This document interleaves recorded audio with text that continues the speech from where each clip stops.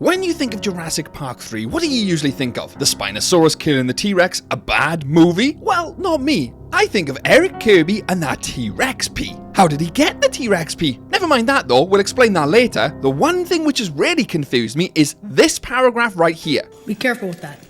T-Rex. It scares some of the smaller ones away, but it attracts one really big one with a fin. This is T-Rex pee? If the T-Rex pee attracts the Spinosaurus, how does Eric Kirby outwit and survive it for not a single day, which the cast barely survives for in the movie? Eric Kirby survived 8 weeks. How does he do it? Well, believe it or not, this theory gets pretty wild and you're not going to want to miss a single bit of this. Because immediately, let's address something here. The T-Rex pee. How would he even get that in the first place? Eric Kirby even says, you don't want to know. Well, we do want to know, Eric, so please tell us. Oh, and that isn't the only problem. How would he even know to start with that the T-Rex pee would scare away all the other smaller dinosaurs, as he put it? There's only one possible way here.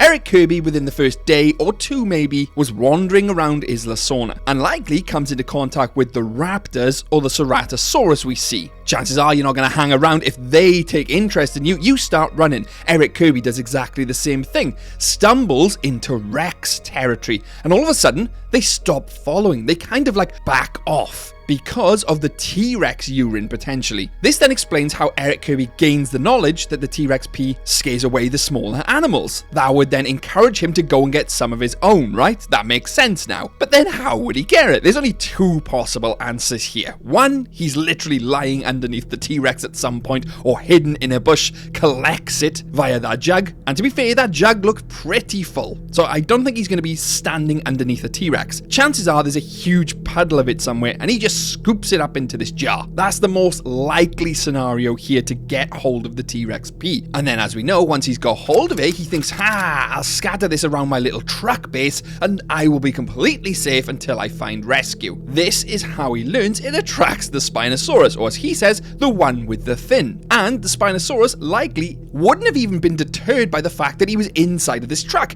I mean, we see the Spinosaurus literally rip apart the plane to get to the cast there. So if the Spinosaurus knew it was inside of the truck, or sorry, knew Eric was in the truck, he is going to rip that thing apart to get to him. So chances are Eric Kirby learned the hard way. He must have had another base somewhere, used the T-Rex pee, attracted the Spinosaurus, and the Spinosaurus likely attacked the structure or hidey hole he was in, meaning Eric Kirby wouldn't then use that on his little truck, because that would literally draw the Spinosaurus to him and Alan. Which brings me on to an even bigger dilemma now. How did he outwit the Spinosaurus for 8 weeks? I mean, Eric Kirby must literally turn into Bear Grylls for them 8 weeks, right? I mean, if the animals wouldn't have got him, the tropical climate probably would have. I mean, there's mosquitoes which can give you yellow fever, malaria, plants are poisonous and venomous. I mean, even a minor scratch in the tropics could literally become fatal, infect it and kill you in a couple of days. Not only that, finding food, clean, potable water is going to be extremely difficult for a few weeks, let alone 8. And let's put the cherry on the cake here. I mean, if you've literally covered yourself in T-Rex piss because you think it's going to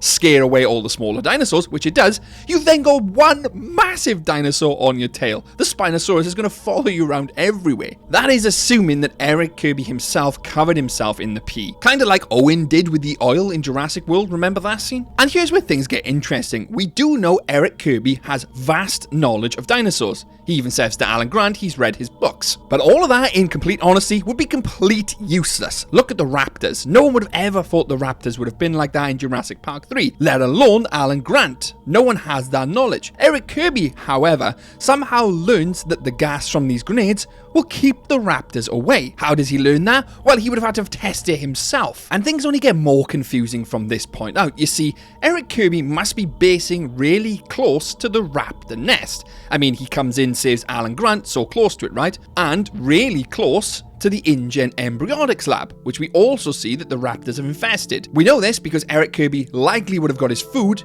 and potentially weapons from that facility. I mean, there's vending machines there, right? So picture this. If the raptors are clever enough to notice that 2 of their eggs are missing, they're probably clever enough to work out that Eric Kirby, by scent alone, is hiding out somewhere in the local vicinity. This would 100% mean that Eric did use the T-Rex pee on himself to go out, forage, and keep the raptors at bay. But by doing so, brings in the Spinosaurus. So how would you outwit that Spinosaurus for 8 weeks? I mean, if it was me and I'm going out into the wilderness, I'd just chuck on my plot armor, right? But no, seriously, how did he do it? We know he has some type of cloak as well, just like a camouflaging cloak, so it's highly likely he just uses that. I mean, it's possible he doused that in the T-Rex pee. But thinking about it logically here, he was wearing it when he went out to rescue Alan Grant. And if you notice something about Eric, he's covered in mud. Another form of camouflage / a deterrent maybe. And if he was covered in the T-Rex pee there, surely the raptors would be deterred from that as well. Granted, we didn't have much time to see it, but you know what I mean. Oh, and there's another piece to the puzzle here.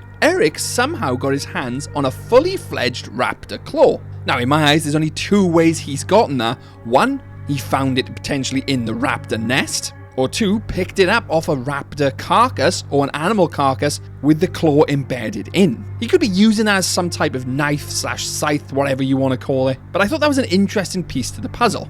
You see, we now know from everything we've just covered that Eric Kirby knew how to use gas grenades, and he had some before. Knew to use them on the raptors, and that would scare them away.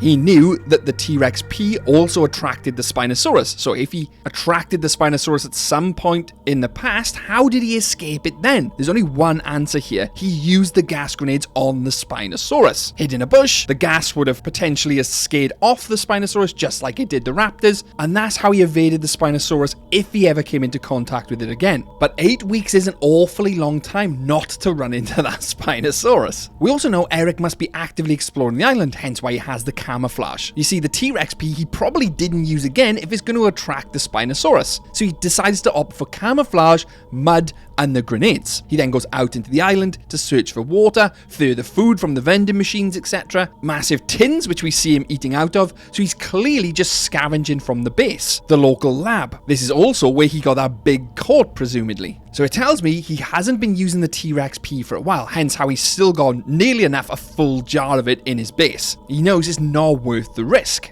We also know whatever he's using for camouflage, whether it's that mud, whether it's the scent of the oil, kind of like Owen in Jurassic World, the raptors didn't sniff him out when he was close to Alan Grant. And he must have been close because he's seen what was happening, hence how he came in and rescued him. And then it got me thinking, what if it wasn't mud he'd smeared on himself?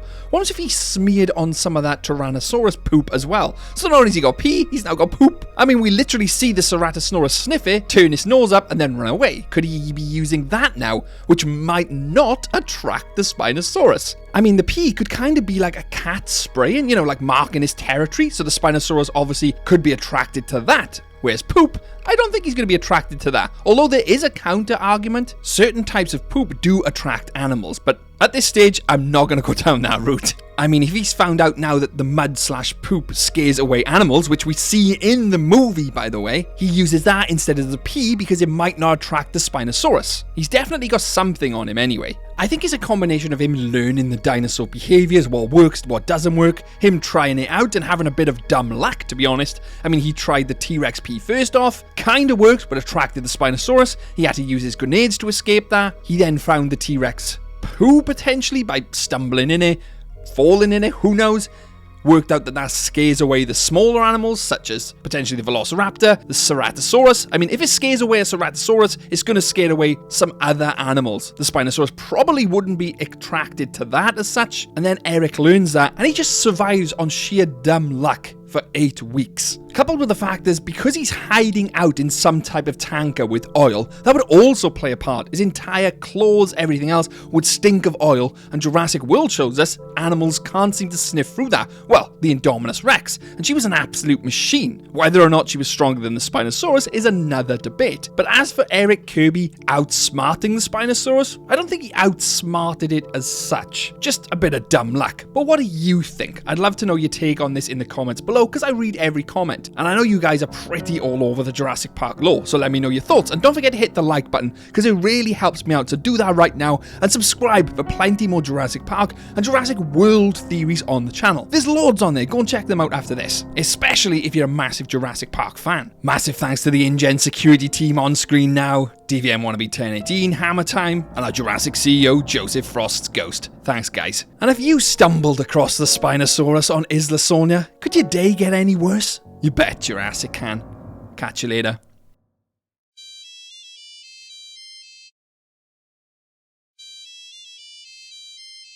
This is T-Rex P.